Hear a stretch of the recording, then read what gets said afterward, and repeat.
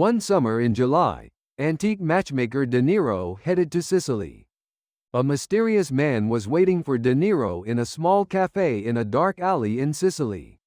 "Are you sure Van Gogh's sunflowers are really there?" De Niro asked the man. "I'll tell you with my life. It's a collection that Camorra boss Salvatore has been hiding for 30 years. Not just Gogh, but Caravaggio, Monet, even the missing Rembrandt," the man whispered in a low voice. "His son Antonio now manages everything. This is the only chance." "Are you sure?" "Of course. His father is crazy about running for mayor these days. Let's use this election day to work on it. I'm all set. Call me when you're ready." De Niro left the cafe and began walking through Sicily's dark alleyways. Then, looking around, he hurriedly headed somewhere. De Niro hurried his steps in case no one saw him. "Then, I went into the phone box in the corner and called someone in a hurry. Matthew, it's me, De Niro. The opportunity of a lifetime has come. This time it's for sure." Matthew got a phone call from a cafe in London. He was a professional treasure hunter. "Gogh? Real Gogh?" The next day, Matthew informed antiques expert Harrelson. Matthew and Harrelson have decided to gather members to participate in the work. The first member was Isabella. She is from Sicily and memorizes all the alleys of Sicily. Her mission is to release the safe. The second member is Camilla Cara. The Milan fashion model is set to take on the most important role in the campaign. Thomas, a genius from Oxford, is an art historian and an expert on forgery of paintings. Hearing that it was a painting by Gogh, he decided to participate in the project.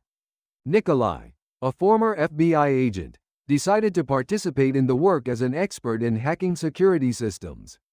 Smuggler Marcel Dupont decided to take charge of transportation and logistics in this work. Billy, from Stanford, is a chemistry expert. He is on the run to avoid international tracking. However, he decided to participate in the operation with curiosity.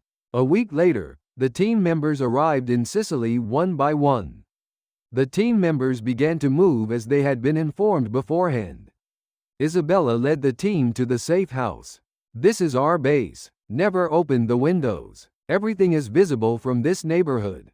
That night, Matthew told his team, according to information given by De Niro, the paintings are in the basement of Palazzo San Felice.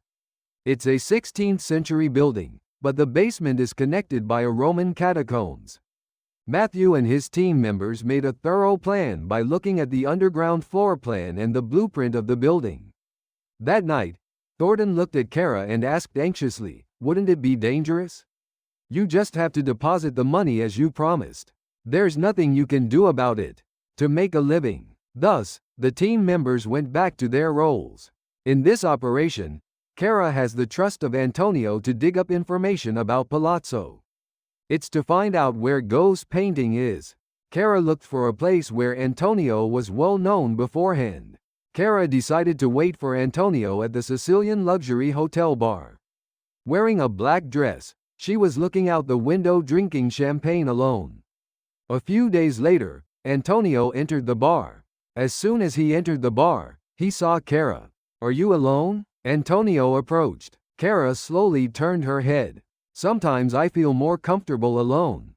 That night, the two talked while looking at the night view of Sicily. Cara accurately read Antonio's pride and desire.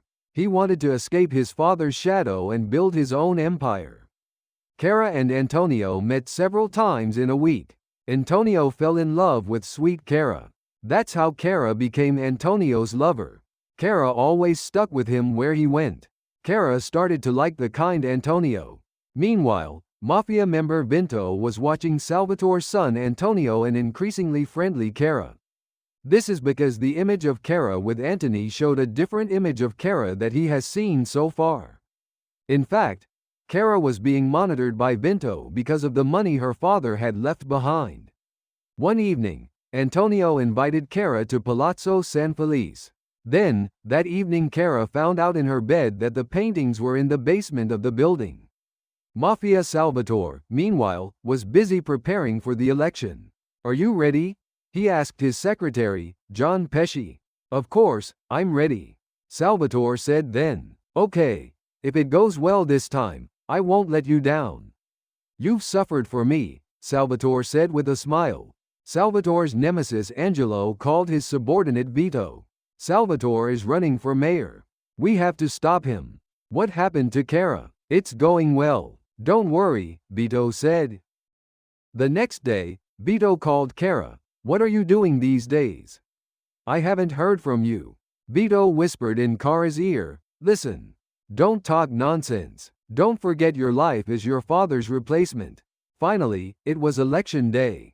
Salvatore came to the pulpit and began to give speeches, and people cheered at Salvatore. And that night, the streets of Sicily were a big festival where people came out to cheer. Salvatore's secretary, John Pesci, signaled the operation to begin. First, Isabella and Sofia infiltrated Salvatore's mansion disguised as catering staff. The team members began to move, and Nikolai watched the situation from the building across the street. Isabella disguised herself as a waitress and began to scour the mansion, and after a long time, she found an entrance to the basement of the building. Billy, who was lurking inside the building, asked Isabella, "Did you find it?" Then Isabella replied in a hurry, it's the annex to the building." Meanwhile, Antonio contacted Cara, but could not be reached. Then he began to notice that something was wrong. Isabella, who went underground, began to open the door of the secret safe. After a long time, the safe door finally opened. Billy was surprised. Hundreds of famous paintings were hidden in the safe. The team members immediately came down to the basement and changed the picture. All the work had to be done in secret and completely. Then, a security guard came down to the basement because he heard a strange sound. When I heard a thud somewhere, the guard shouted, "Who is it?" and radioed. Billy knew he had been caught. The team members rushed to pack and started to leave the basement. Billy radioed and reported the situation to the team members. Billy detonated a smoke bomb underground. Then he began to run away in a hurry. Nikolai, who was in the building across the street, was briefed on the situation, and ordered the port to prepare Marcel for the ship.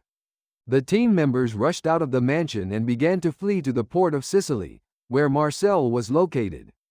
Fortunately, the fleeing team members boarded the ship and began to leave Sicily leisurely.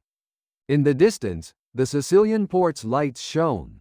On the other hand, Enzo was furious when he was informed that the painting was missing. "Where's Antonio? He's playing with the girl and he's caught."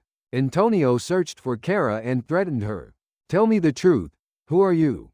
Cara resisted to the end. Meanwhile, Mafia member Vito receives a report. Cara is being held by Antonio. Vito contacted Cara. "Don't worry about anything."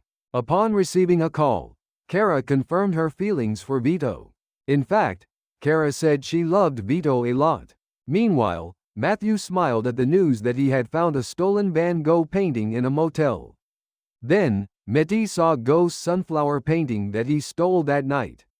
He was satisfied that the real sunflower was next to him.